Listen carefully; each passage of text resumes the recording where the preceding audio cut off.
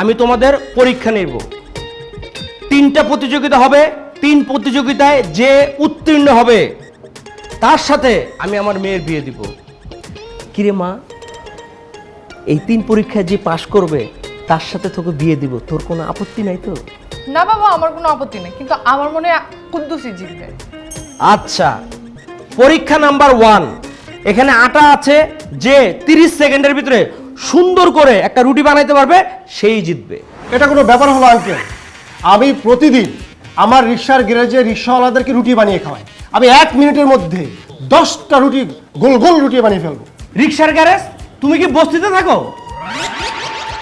না মানে বাবা, ও বলতে চাইছে যে ও অনেক হেল্পফুল, তো ও প্রত্যেকদিন সকালে গ্যারেজে গ্যারেজে গিয়ে রিক্সাওয়ালাদের রুটি বানিয়ে খাওয়ায়।